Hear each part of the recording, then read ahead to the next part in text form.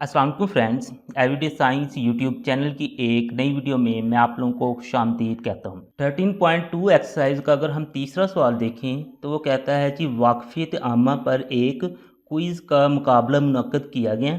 सवालात के 100 सेटों के लिए 5 सवालात में से दुरुस्त जवाबात की तादाद झैल में दी गई है।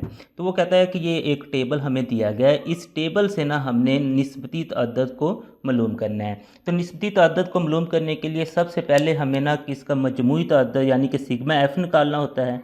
तो हम सबसे पहले इसका मजमूई तअद्दद निकाल लेते हैं। तो मजमूई तअद्दद हमारे पास सिग्मा एफ़ के बराबर होता है। तो मजमूई तअद्दद के लिए हमने इन सब को जमा करना होता है।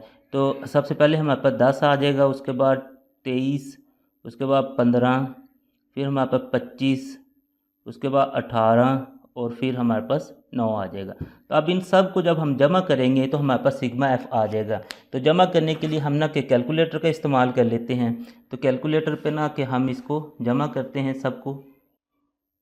तो आप लोग सबसे पहले 10 लिखें, उसके बाद फिर 23, उसके बाद हमारे पास 15 है, उसके बाद 25, उसके बाद 18, उसके बाद फिर 9।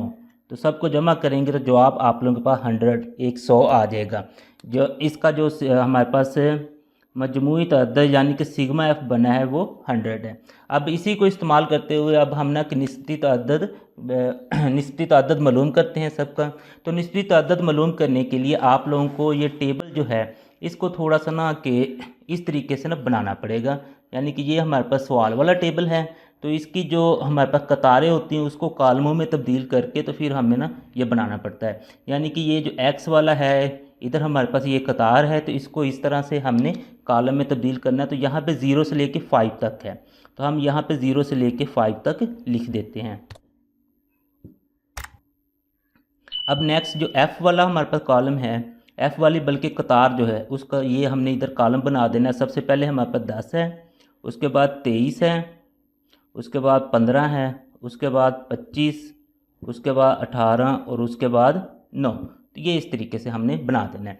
ये बनाने के बाद फिर हमने ना किसका निस्बती तअद्दद हर एक का मालूम करना है।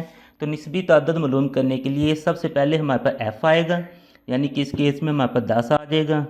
उसके बाद सिग्मा एफ़ आएगा, तो सिग्मा एफ़ इस केस में हमारे पास 100 है, तो ये हमारे पास आ जाएगा। तो इसको हमने ना कि चूँकि सिंप्लीफाई करके लिखना होता है तो उसके लिए कैलकुलेटर का इस्तेमाल करेंगे।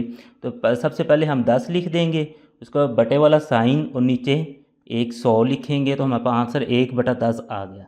यानी कि इसका जो निस्बती तअद्दद है वो 1/10 आ गया है। उसके बाद ये है हमारे पास 23 और बटे में हमारे पास वही 100 आएगा।